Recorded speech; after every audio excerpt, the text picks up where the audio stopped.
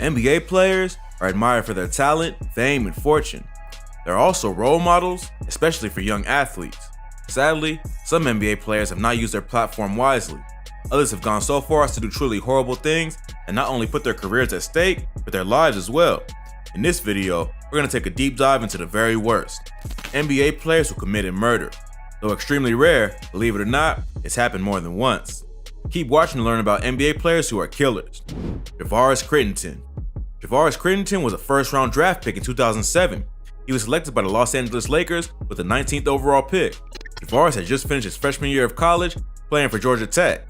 According to his college coaches, Javaris was the team leader, even though he was one of the youngest players on the Division I team. Everyone was so impressed with Javaris that it was suggested he go pro after just 1 year. Being picked by the Lakers meant Javaris would be traveling to California for the first time in his life. He grew up in Atlanta, and up to that point, his entire basketball career and life had been spent in the state of Georgia. Now, Javaris was introduced to a whole new world. He'd become a famous basketball star and was suddenly living in the most star-studded city on earth. LA isn't just where celebrities throw pool parties, it's also a hub for gang violence.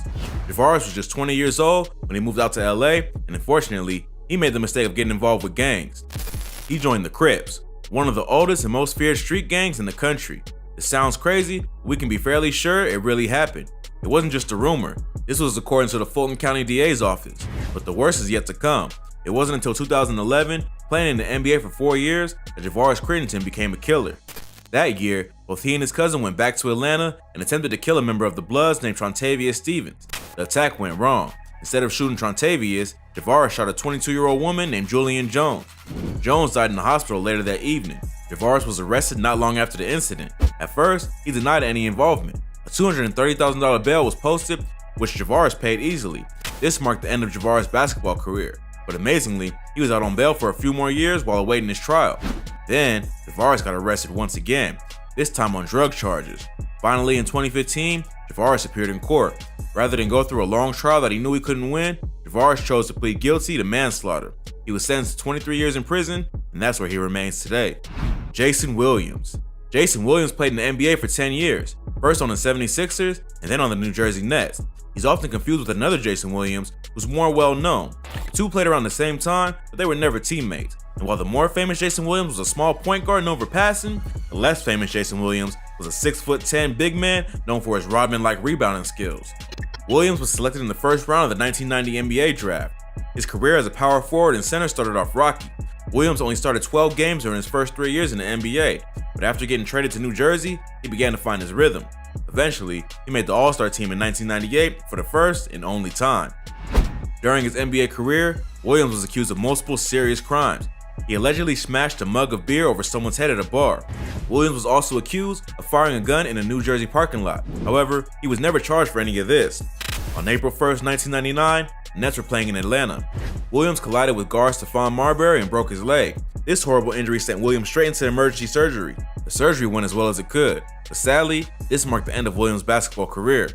This sudden shift in his life started a downward spiral for Williams. He began abusing alcohol. Then in 2002, tragedy struck. Williams was hosting a party, which included many of the Harlem Globetrotters. The party was held at Williams' estate. During the party, a limousine driver named Gus Christofi was shot and killed on Williams' property. As it turned out, Williams had been given a tour of his home while playing with the shotgun. The gun had accidentally fired, and through sheer bad luck, it struck the driver. While this is clearly different from Javaris Crittenton, as Williams had no intention of killing anybody, the result was still a very serious crime. Williams made things much worse by initially trying to cover up the shooting, even though there were several witnesses. In the end, Williams was convicted of manslaughter. He was sentenced to 5 years in prison, but released after just 27 months. However, Williams didn't actually go to prison until years after the shooting. The shooting happened in February of 2002, but Williams wasn't sentenced until February 2010. It's not obvious why it took so long. All we know is that the trial was delayed multiple times. We also know that Williams was able to post his bail right away. You'll see this is the case with pretty much any NBA player that gets arrested for any reason. It's no surprise, considering the NBA's minimum salary is $500,000, and most players make many times more than that. The fact that Jason Williams was out on bail for 8 years is significant, as he committed several other crimes during that time period. In 2009, Williams was tased by police after being intoxicated and violent at a hotel in New York City. Just a month after that, Williams was in North Carolina and got in an altercation with the man at a bar. Williams punched the man in the face and was charged with assault, but then the assault charges were dropped. Williams was also arrested for driving under the influence in 2010. he had crashed his Mercedes into a tree in New York City. After seeming to try just about everything he could think of, the authorities finally said, okay, fine, we'll put you in jail. But as I mentioned earlier, Williams didn't stay in jail for as long as you might expect. He was released in 2012 and has since made an inspiring effort to turn his life around. Williams got sober and recently published a book about his experiences. Mookie Blaylock.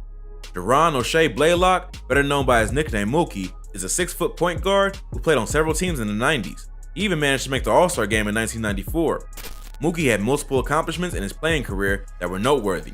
He's one of the only 5 players in NBA history to lead the league in steals for 2 years in a row. The others are Allen Iverson, Chris Paul, Alvin Robertson, and Magic Johnson. He's also the Atlanta Hawks all-time leader in three-pointers made, even to this day. He grew up in Garland, Texas, part of the Dallas-Fort Worth metro area. Like most future NBA players, Blaylock dominated his high school basketball league, earning himself a spot on the starting roster at the University of Oklahoma, where he led the team all the way to the NCAA title game in 1988. The following year, Mookie declared for the NBA draft. The New Jersey Nets picked him 12th overall, and they immediately put Mookie to work. However, his career didn't fully blossom until he was traded to Atlanta in 1992. Under head coach Lenny Wilkens, Mookie became one of the best team's players. He spent the bulk of his career in Atlanta before being traded to the Golden State Warriors in 1999. Mookie never won a championship, but he did find an unusual amount of attention and fame, not just for his excellent play, but also for his distinctive name. The rock band Pearl Jam originally wanted to call themselves Mookie Blaylock, but were told they couldn't, probably for legal reasons. Mookie's name has also been referenced in a number of novels, TV shows, and rap songs. Blaylock retired from the NBA in 2002 after a 13-year career. It wasn't until over a decade later that his story took a tragic turn. During the summer of 2013, Mookie, now in his 40s, was driving his Cadillac Escalade on the outskirts of Atlanta on a road called Terra Boulevard. Mookie was driving with a suspended license. He'd been charged with several DUIs. He was sober on this particular day, but that didn't stop him from causing a horrific accident. Mookie ran head-on into a minivan which contained Frank and Monica Murphy. Everyone was injured. Mookie was rushed to the hospital in critical condition, but he soon recovered. Unfortunately, Monica Murphy was killed in the accident. Mookie was charged with vehicular manslaughter. In simple terms, this means murder with a car by accident, which is exactly what happened. Mookie was sentenced to 15 years in prison, and he's still serving his sentence today. Mookie's downfall was tragic news that spread far around the basketball world. The question on everyone's mind was, how could something like this happen? Mookie was a standout NBA star with a clean reputation, and now suddenly, he was getting DUIs and killing people with his car. Something didn't add up. On further investigation, it turns out Mookie actually had a history of drunk driving. As early as 1995, Mookie had been pulled over while drunk. On one occasion in 2010, police stopped Mookie on the road and gave him a breathalyzer test. The results were shocking.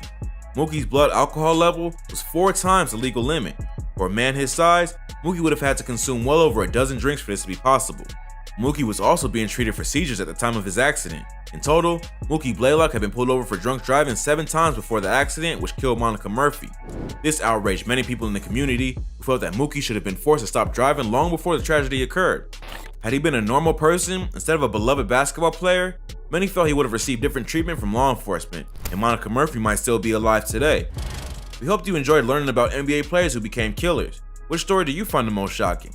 Share your thoughts with us in the comments below, and be sure to give us a like if you enjoyed the video.